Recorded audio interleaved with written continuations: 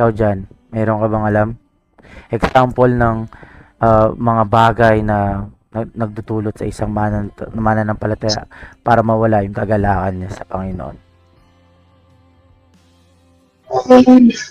Sa base sa sinabi ko yan, one of the examples is we do not fully understand the purpose of assembling or kung sabihin or yung purpose ng pagtitipon-tipon natin. I think that's one of the example na binanggit through the teaching. So, pwede mo bang paki-explain? Okay,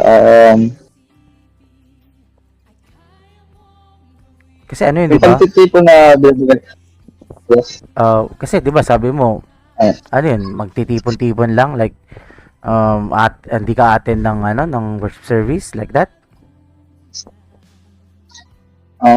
Hindi, pwede tayo umattend ng worship service, pero kapag natin tayo without knowing or fully understanding bakit ating ginagawa assembling na yun, yun yung isa sa mga reasons bakit lumalapay pa yung joy natin sa heart natin, especially as Christian, spiritually, nag-level down siya.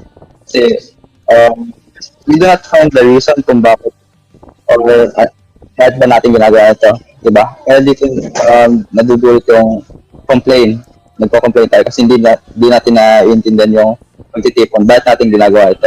Diba? So, some of us think na sa bagal lang kasi imbes na gumawa sa other stuff na pupunta sa ganitong time. Ayun yung nagiging siguro one of the examples kung bakit nag-level down yung joy natin as Christians.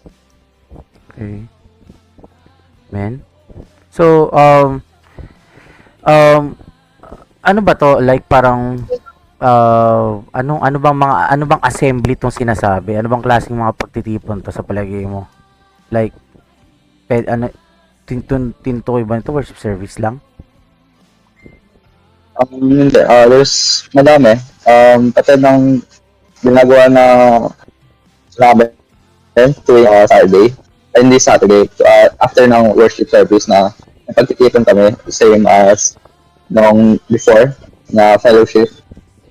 Or mga tipong kung saan magkakasama-sama kayong mga brother and sisters in Christ, and then yung ginagawa niya para kay Christ.